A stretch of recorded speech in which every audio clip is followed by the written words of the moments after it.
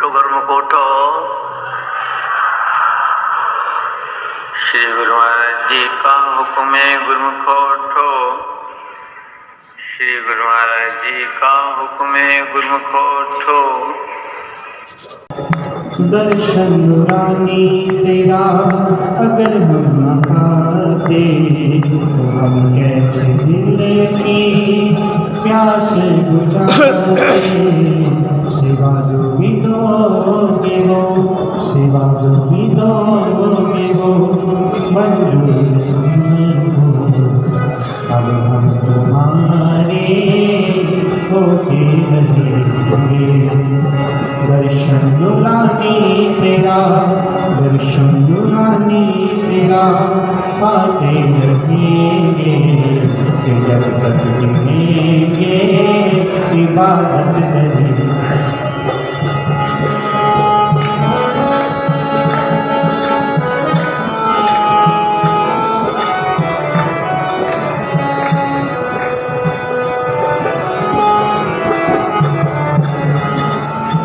नजर चाहती है दर्शन तेरा, दिल चाहता है तू हो जाए मेरा। नजर चाहती है दर्शन तेरा, दिल चाहता है तू हो जाए मेरा। रूप में ऐसा साहबी न जाने, कैसे कहूँ ये कहा भी न जाए। रूप में ऐसा साहबी न जाए, कैसे कहूँ ये कहा भी न जाए। महकने लगेगी दिल की, महकने लगेगी दिल की बगिया सारी।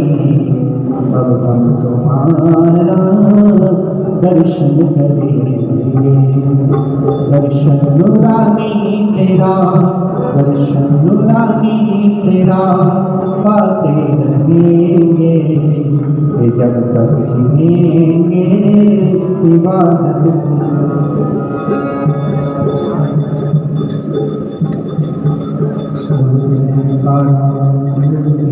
श्री गुरु महाराज। बोलो जयकारा बोल मेरे श्री गुरु महाराज की जय। सभी गुरुमुख प्रेमियों से सप्रेम जय सच्चिदानंद। आज का दिन कितना भाग्यशाली हमारे जीवन में आया है कि हमने अपने सतगुरु से जो नेह लगाया है, जो सतगुरु से हम जुड़े हुए हैं, जुड़ गए हैं। सतगुरु की प्रीत को अपने हृदय में संजोया है। हमेशा की तरह आज का दिन भी हमारे लिए स्वर्णिम अवसर है। आज श्री प्रयाग धाम में, श्री दर्शन हाल में हमेशा की तरह श्री दर्शनों का जो समय हो चला 5 बजे का,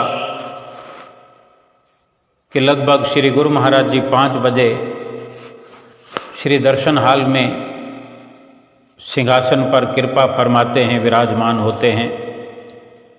गुरुमुख प्रेमियों के लिए तो 4 बजे ही श्री दर्शन हाल के द्वार खुल जाते हैं और दर्शन हाल के द्वार के बाहर ही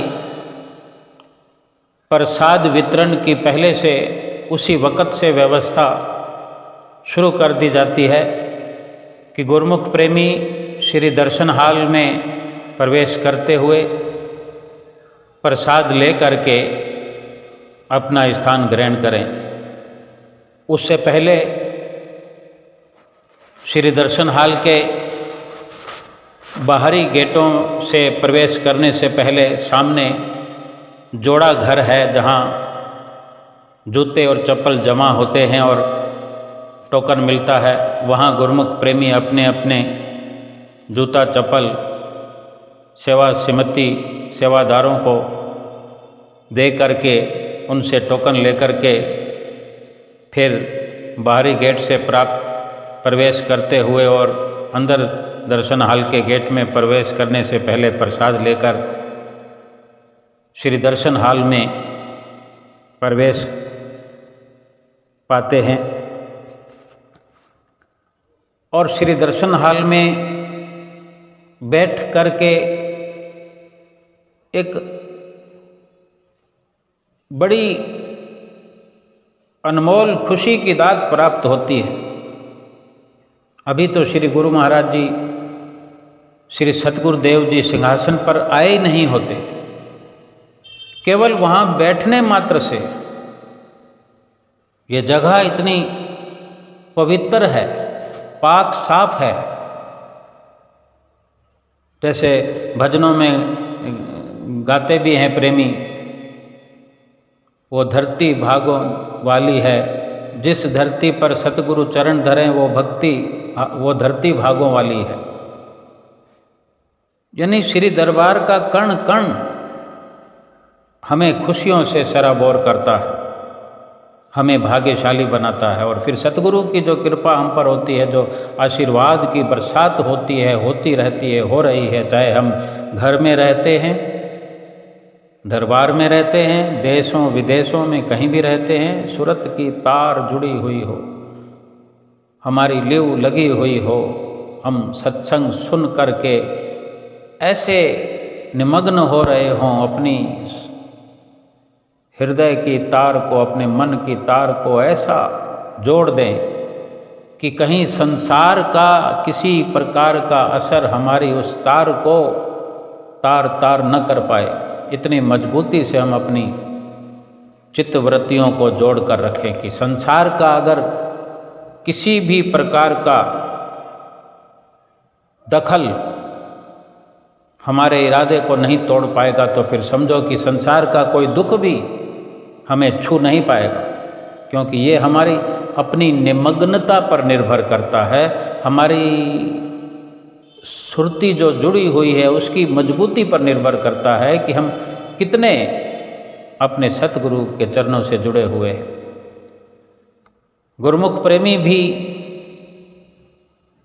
जब दर्शन हाल खुलता है तो धीरे धीरे पहुंचना शुरू होते हैं और बैठते जाते हैं। और इसी प्रकार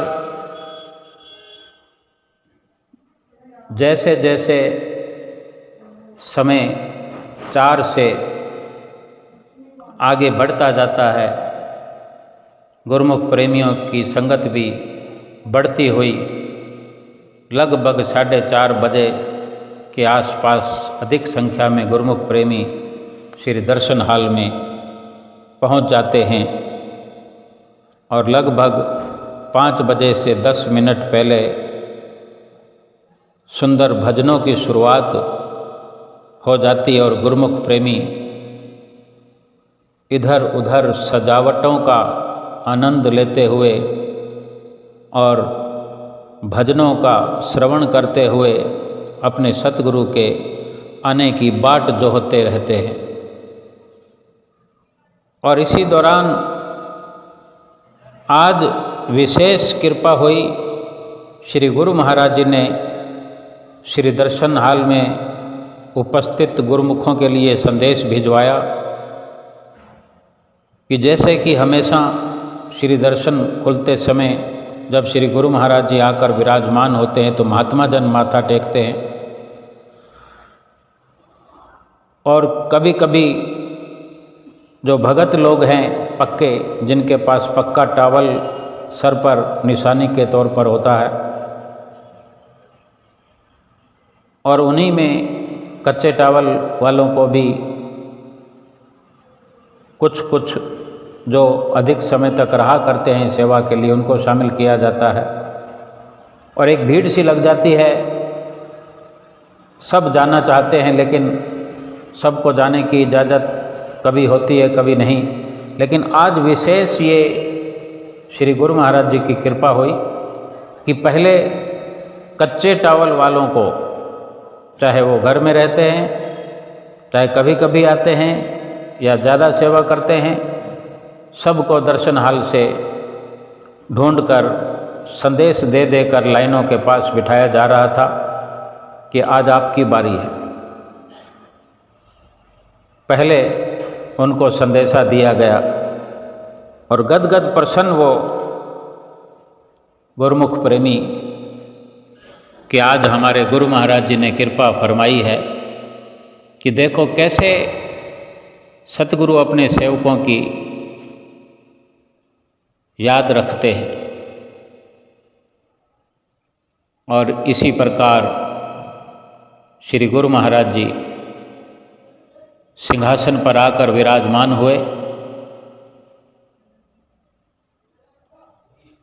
दंडवत प्रणाम गुरुमुख प्रेमियों ने किया और श्री गुरु महाराज जी ने हुक्म दिया, हुक्मनामा दिया सबको, सभी और श्री आशीर्वाद फरमाया। कर कमल सब तरफ ऊंचा करके और फिर साइड की लाइनों से महात्मा जन हमेशा की तरह और सामने की लाइनों से भगत जन माथा टेकने के लिए चल पड़े। और श्री गुरु महाराज जी के नज़दीक पहुँचते हुए और श्री गुरु महाराज जी सभी भक्तों को विशेषकर एक एक को देख देख करके सभी की ओर आशीर्वाद देते हुए और गुरुमुख प्रेमी अपने धन धन भाग मनाते हुए अपना स्थान ग्रहण करते रहे। कुछ समय आज अधिक श्री गुरु महाराज जी ने अपने भक्तों के लिए दिया, जिनका सभी भक्तजन तहे दिल से शुक्राना अदा करते हैं। और फिर श्री गुरु महाराज जी सुंदर सिंहासन पर विराजमान बड़े ही मनमोहक दर्शनों से सबको कृतार्थ कर रहे हैं।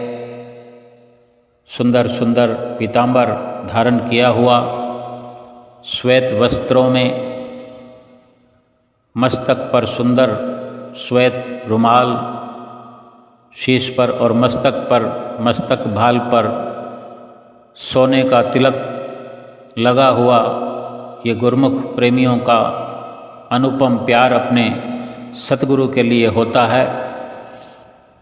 और ऐसे ही मनोहारी दर्शन करके अपने आप को गुरुमुख प्रेमी कृत्य करते रहे।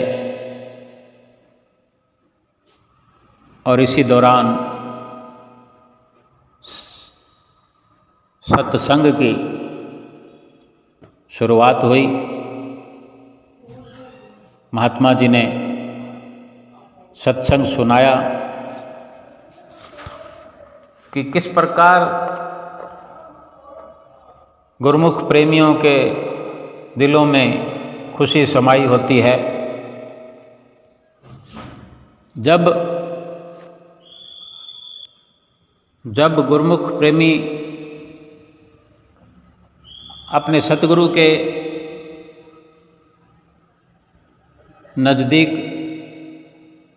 पहुंचते हैं, दर्शन करने आते हैं, श्री दरबार में आते हैं।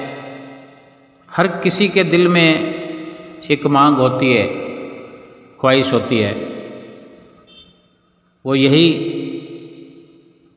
कि उन्हें सुख चाहिए होता है, शांति चाहिए होती है। और सुख और शांति का भंडार लेकर ही सतगुरु अपना निज धाम छोड़कर इस धरा धाम पर अवतरित होते हैं। सुखों की दात बख्शने के लिए आते हैं। सुख कोई एक सुख नहीं, कोई थोड़ी देर का सुख नहीं, कोई छोटे रूप का सुख नहीं, बल्कि सुखों की दात, सुखों का खजाना जो हर गुरुमुख प्रेमियों को सुखों के भंडार से भर देना चाहते हैं। सुख तो जो सतगुरु की नज़दीकी में नहीं पहुंचते वो भी चाहते हैं। सुख तो संसार का छोटे से छोटा बच्चा भी चाहता है, युवा भी चाहता है, वृद्ध भी चाहता है, स्त्री पुरुष नर नारी सब चाहते हैं, अमीर गरीब हर कोई सुख चाहता है। लेकिन जो गुरुमुख सुख की ख्वाहिश लेकर आते हैं वो सुख आम संसारी लोगों से जो वो चाहते हैं उनसे ये गुरुमुखों की सुख की जो मांग है वो हटकर है, अलग है। वो सुख है भक्ति का, वो सुख है शांति का, जो केवल भक्ति करने से मिलता है। सतगुरु ने अपने गुरुमुख प्रेमियों के लिए जो ये श्री परमहंस अवतार सतगुरु दाता दयाल महाराज जी ने ये श्री दरबार बनाया है, एक बैकुंठ का नक्शा उतार दिया है कि बैकुंठ तो हमने देखा नहीं, बेशक देखने का अवसर मिलेगा भजन सुमरन करने से, लेकिन जो सुख का एक जीता जागता स्वरूप हमें सतगुरु दिखाते हैं, दिखाया करते हैं, रोज का रोज श्री दर्शन हाल में बैठ कर के हम वास्तव में उस सुख को प्रमाणित करते हुए अपने हृदय में भर लेते हैं, भर रहे हैं कि हमारी आँखों के सामने वो परमात्मा, वो पार ब्रह्म परमेश्वर निराकार भगवान जो साकार रूप में प्रकट होकर सतगुरु के रूप में खुद खुदा हमारे सामने ऊंचे और सच्चे सिंहासन पर विराजमान होते हैं। हमसे इशारों में भी पूछते हैं, हमसे बात करते हुए भी पूछते हैं, हमारा हाल चाल पूछते हैं, और ये सब पूछने के साथ साथ सुमरन के बारे में पूछते हैं, भजन के बारे में पूछते हैं, भक्ति करने के बारे में पूछते हैं, और भक्ति के नियमों की रोज याद दिलाते हैं। क्या हमने सोचा कि वो इतनी चिंता क्यों करते हैं, क्यों बार बार पूछते हैं और क्यों बार बार चिताते हैं कि भजन करो, सुमरन करो, भक्ति करो? क्योंकि जो सुख हम चाहते हैं, जो शांति चाहते हैं, वो भजन करने से मिलेगी, सुमरन करने से मिलेगी, 5 नियमों की पालना करने से मिलेगी। सुख कोई वस्तु तो है नहीं। वैसे तो सब कुछ हमें हमारे घरों से भी हमें मिलता रहा है, हमारे प्रारब्ध से मिलता रहा है। हम श्री दरबार में आते हैं तो हमें बहुत कुछ मिलता है, बहुत कुछ क्या सब कुछ मिलता है।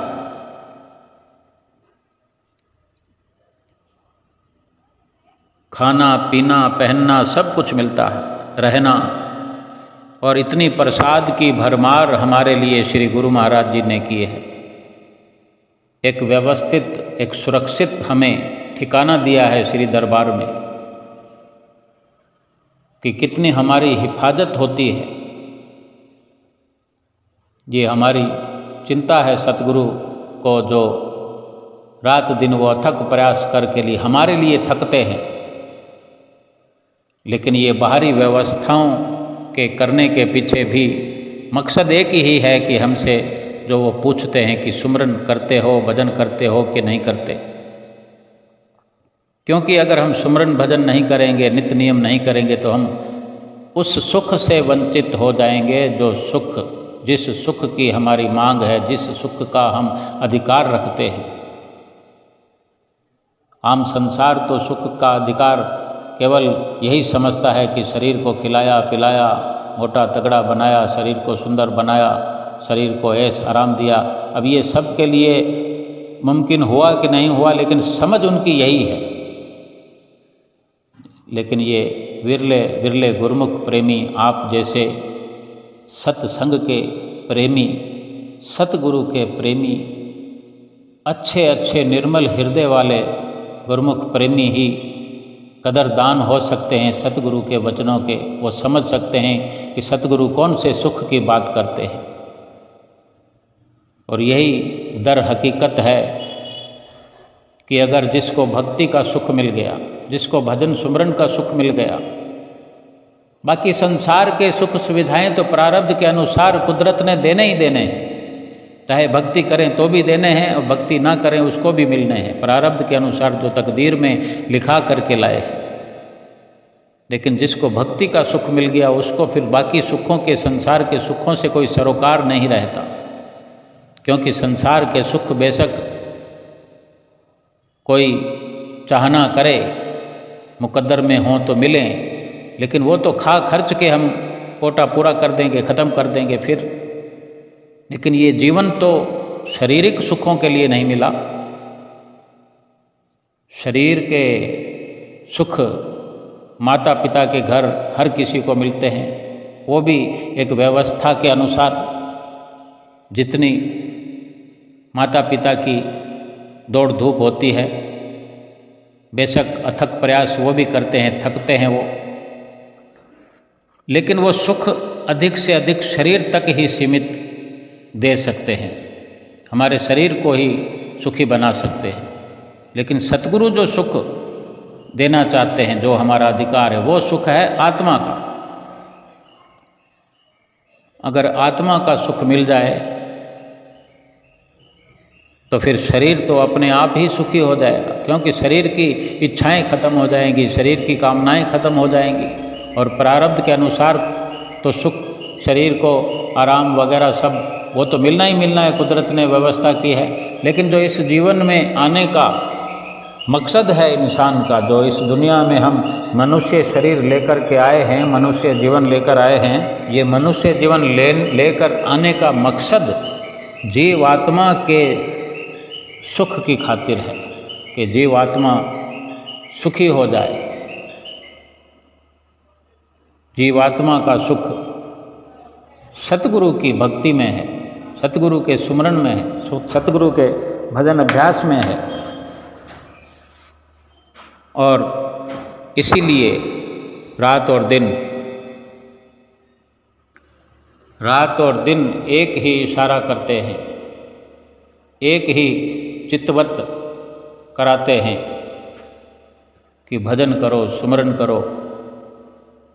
जब शरीर की व्यवस्था कुदरत ने की हुई है तो इंसान भी अगर उसी व्यवस्था को करने में लगा रहेगा तो बेकार में समय खर्च करने के अलावा कुछ नहीं है। जो व्यवस्था कुदरत ने कर दी है, जो रचना रचा दी है, वो तो महज एक हल्के पुरुषार्थ से ही इंसान अपना गुजर बसर कर सकता है। लेकिन अपने अनमोल वक्त को, अनमोल इस जीवन को उस कार्य में लगाए जिससे इस जीवन का मकसद पूरा हो। शरीर को भोजन दिया जाता है और आत्मा को भजन दिया जाता है। शरीर को हष्ट पुष्ट रखने के लिए, शरीर को ठीक ठाक रखने के लिए, तंदुरुस्त रखने के लिए भोजन है।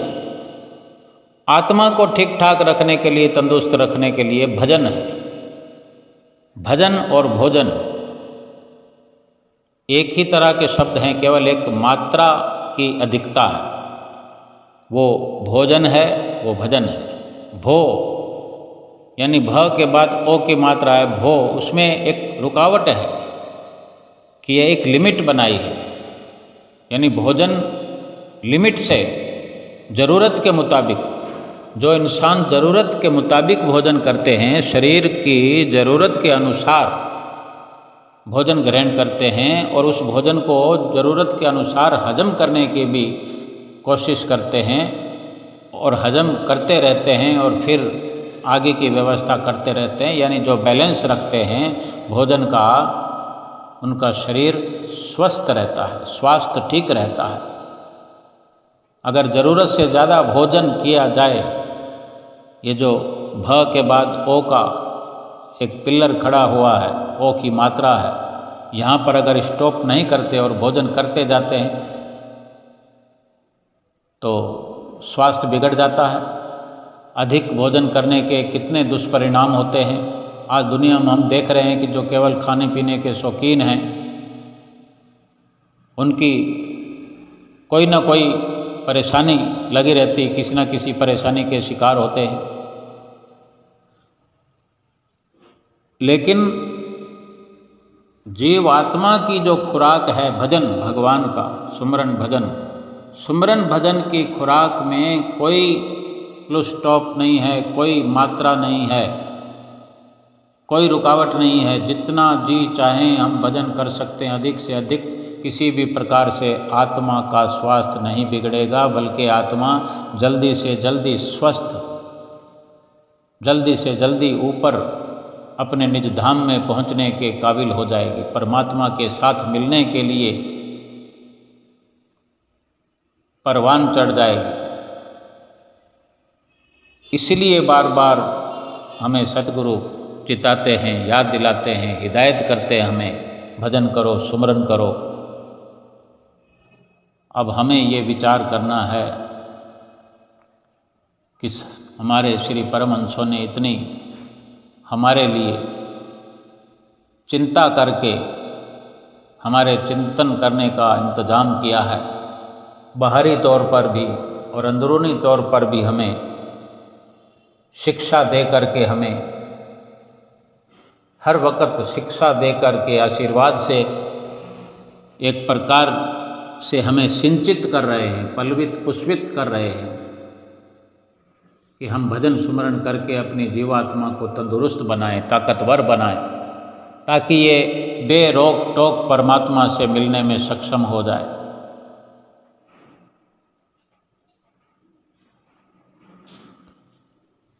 अब ये हम स्वयं विचार करें कि हम कितना महापुरुषों का सत्संग सुनते हैं, आशीर्वाद प्राप्त करते हैं, दर्शन करते हैं, उनकी नज़दीकी हासिल करते हैं अंदर से बाहर से। तो कितना भजन सुमरन पर हम जोर देते हैं, कितना अपनी जीवात्मा के लिए ख्याल करते हैं। कहीं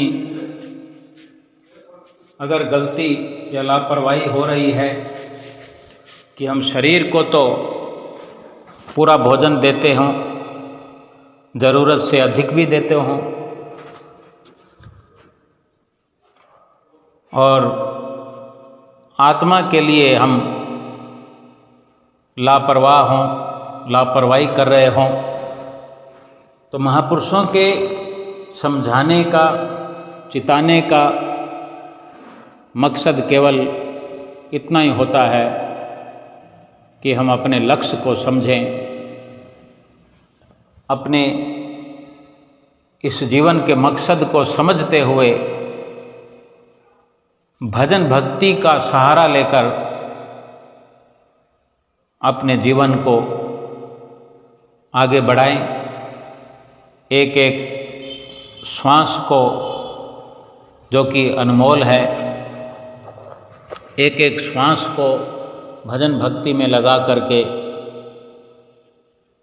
अपने जीवन को सफल बनाएं। और सफलता हमारे ही काम आने वाली है। जितना प्रयास हम आत्मा के लिए करेंगे, हमारा ही जीवन सार्थक होगा, हमारा ही लोक सुखी होगा, परलोक सुहेला होगा। परमहंसों ने हमारे लिए 5 नियमों की पालना की है। 5 नियमों की जो श्रृंखला बनाई है, स्वयं भी उन्होंने इनका पालन करके एक आदर्श स्थापित किया और तत्पश्चात हमें उन्होंने हर वक्त आगाह किया है और आज भी कर रहे हैं कि इन 5 नियमों में भक्ति का सुख है जो आत्मा को सुखी करता है, आत्मा को सुरखरू करता है, आत्मा का कल्याण होता है। हमारा ये फर्ज बनता है, कर्तव्य बनता है कि हम सतगुरु के, श्री परमहंसों के इन वचनों पर सत अमल करते हुए, पूरा अमल करते हुए अपना लोक सुखी करें, परलोक सुहेला करें। श्री गुरु महाराज जी हमें रोज़ हुक्मनामा देकर उठाते हैं।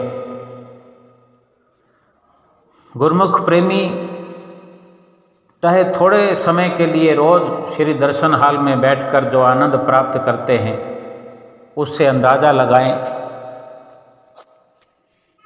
अगर गुरुमुख प्रेमी अपने घरों में बैठे हैं अभी, केवल एक बार याद फरमाएं वो श्री दर्शन हाल का दिव्य नज़ारा अपने आँखों में भरें और अपनी सुरती को जोड़ें। श्री प्रयाग धाम में आज श्री गुरु महाराज जी विराजमान हैं। अपनी सुरती को दौड़ाएं, श्री चरणों में पहुंचाएं कि कैसे श्री गुरु महाराज जी दर्शन हाल में सिंहासन पर विराजमान हैं और हमें आशीर्वाद दे रहे हैं। तो श्री प्रयाग धाम का ही नज़ारा सभी गुरुमुख प्रेमियों को दिलों में भरपूर होता हुआ दिखाई देगा। उस वक़्त कैसा हमारे दिलों के अंदर एक सुख बरस रहा होता है। और बाहरी रूप से भी अगर देखें, आज जहाँ तहाँ मौसम का ऐसा ठंडा वातावरण है, कड़ाके की ठंड पड़ रही है, कहीं कोहरा पड़ रहा है, लेकिन आज श्री प्रयाग धाम में गुरुमुख प्रेमी मात्र हल्के कपड़े पहने हुए इधर से उधर टहल रहे हैं। अधिक कुछ वृद्ध प्रेमी जो सुबह शाम की अधिक से अधिक एक हल्का स्वेटर या शॉल ओढ़े हुए हो सकते हैं। बाकी श्री दर्शन हाल में बैठे हुए आज लग रहा था कि जैसे ठंडी ठंडी हवा कश्मीर की चल रही हो, वो भी कूलर और पंखों से। कूलर चल रहे हैं, पंखे चल रहे हैं, श्री दर्शन हाल की छत पर सारे पंखे ऑन हैं और सामने की दीवारों में जो ऊपर बड़े बड़े कूलर हैं वो चालू हैं। ये आज नहीं, हमेशा चलते हैं। ऐसा मौसम इस सर्दियों के दिनों में देखकर भी मन भर आता है कि श्री गुरु महाराज जी अपने चरणों में बिठा करके कैसा आनंद बख्शिश करते हैं। हम अपने सतगुरु की, उनकी अनुकंपाओं की, उनके उपकारों की जितनी सराहना करें, जितना उनका गुणानुवाद गाएं, उतना ही कम है। हम जहाँ भी बैठे हैं, हम जहाँ भी रहते हैं, अपने सतगुरु का ध्यान करें। अपने सतगुरु से रूबरू होकर के मस्तक पर उनका ध्यान धारण करके फिर से एक संकल्प करें कि हम आज से श्री गुरु महाराज जी की सारी वचनावली को अपने हृदय में बसाएं। 5 नियमों की पालना करते हुए 2 घंटे भजन अभ्यास नित्य निरंतर करते हुए हम सतगुरु का आशीर्वाद, सतगुरु की प्रसन्नता प्राप्त करेंगे और अपना लोक और परलोक सुखी करेंगे। बोलो जयकारा बोल मेरे श्री गुरु महाराज की जय।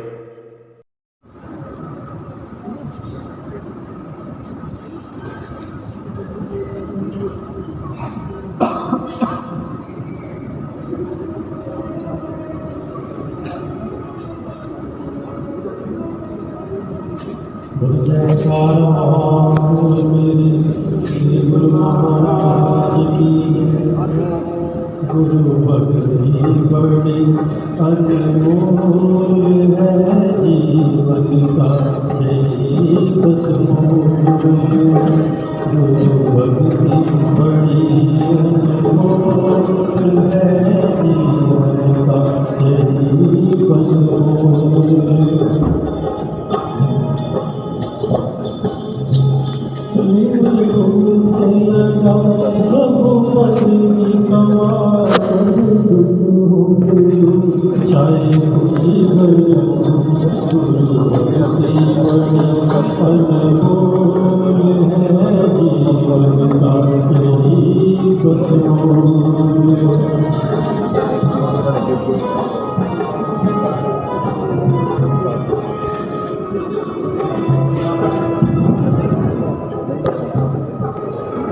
चित शिर चरनाश लगाए गुरु को अपना ईश बनाए शरदा से सत गुरु को रिझाए सोई हुई सतनी जगाए बड़ी अनमोल है जीवन का यही बसों